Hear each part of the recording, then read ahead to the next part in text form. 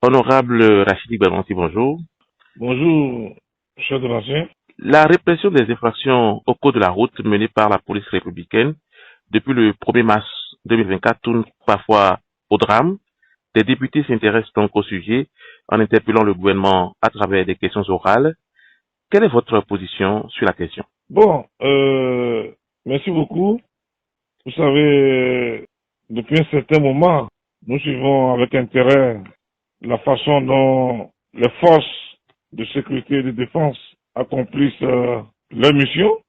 C'est un pan du service public auquel je m'intéresse particulièrement depuis que dans le cadre de l'exercice de mes mandats parlementaires successifs, j'ai été amené à assumer des fonctions ayant directement rapport avec les questions de sécurité et de défense.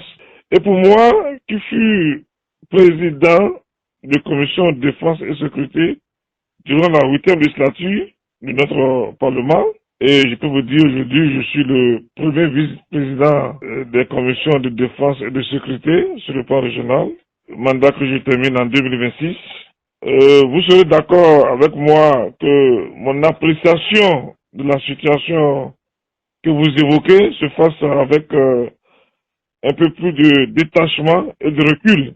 De même, les questions de sécurité et de défense sont très sensibles et très délicates et méritent d'être abordées avec plus de lucidité et moins de passion. Ce dont je suis profondément convaincu, c'est que la population a besoin de la police pour sa protection et la police a besoin de la population pour ses renseignements. Donc, il ne faut pas opposer une partie à une autre. Dans une opération menée par la police républicaine, il peut y avoir des abus, des excès et des dérives. Il faut les constater de façon formelle dans la légalité et faire des suggestions pour les prévenir. Il y a des mécanismes pour y parvenir avec efficacité, méthode, il faut juste les activer.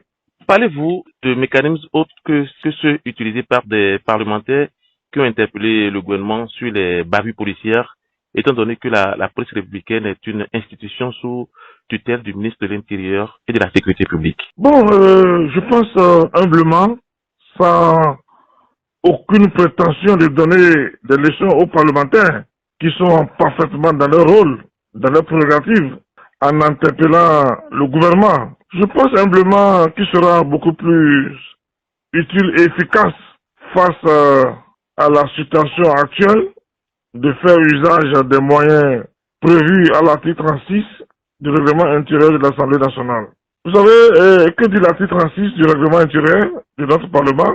L'Assemblée nationale peut autoriser les commissions permanentes ou les commissions spéciales et temporaires à effectuer des missions d'information ou d'enquête sur les questions relevant de leurs compétences.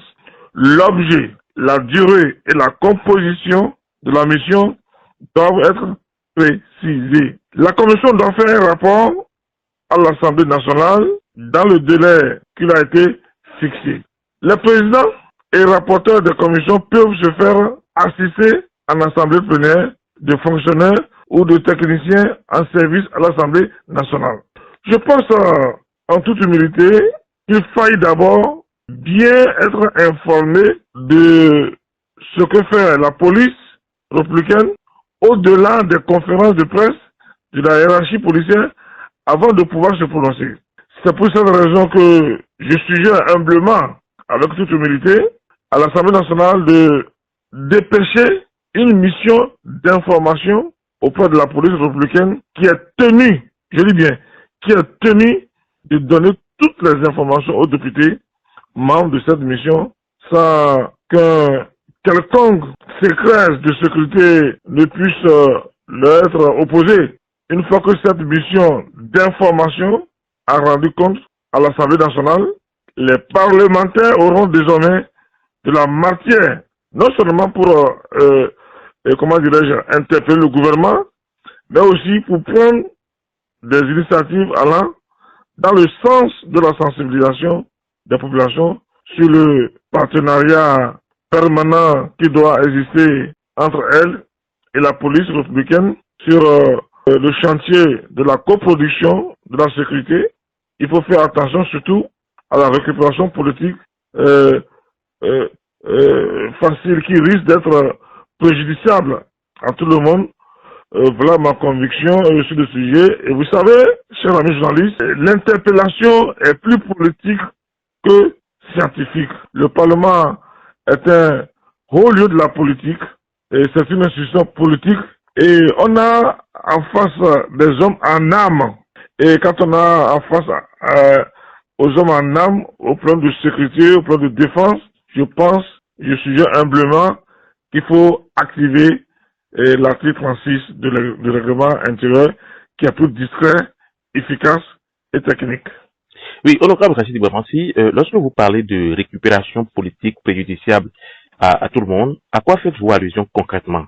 Chers amis journalistes, vous n'êtes pas sans savoir qu'un parti qui se représente de l'opposition, baptisé pompeusement les démocrates, a fait une déclaration dans laquelle le sujet a été maladroitement évoqué. C'était à l'issue d'une session extraordinaire que la coordination nationale de ce parti a tenue sur l'actualité. Comme d'habitude, les responsables de ce parti ont qualifié d'acte héroïque l'attitude du jeune qui a filmé et diffusé une bavure policière. Je pense, en toute humilité, que le rôle d'un parti politique, je dis bien, le rôle d'un parti politique, c'est aussi de contribuer à l'éducation citoyenne des peuples et à faire reculer les frontières de l'ignorance au sein de la population. Chaque pays a son droit positif qui tient compte de son histoire, de sa sociologie et de son identité. Vous savez, la loi américaine n'est pas la loi béninoise et la législation béninoise ne peut être appliquée en France. Qualifier d'acte héroïque un acte constitutif d'infraction au code du numérique ou au code pénal et posé par ignorance par un jeune citoyen est une déclaration irresponsable. Et c'est ce que fait le parti dit, les démocrates, dans sa dernière déclaration. C'est une déclaration incitative à la commission d'autres infractions similaires par des citoyens qui ont plutôt besoin d'être sensibilisés sur les dispositions des lois en vigueur. Cette récupération politique du parti des démocrates, bon, en ce qui me concerne, est tout simplement une attitude digne d'un parti hors la loi, et ça n'étonne personne car ce parti est un conglomérat de hors la loi, et c'est pour ça qu'ils seront toujours traités comme tels. Merci, honorable Rachid Bouafansi. Ça m'a de vous remercier, monsieur le journaliste.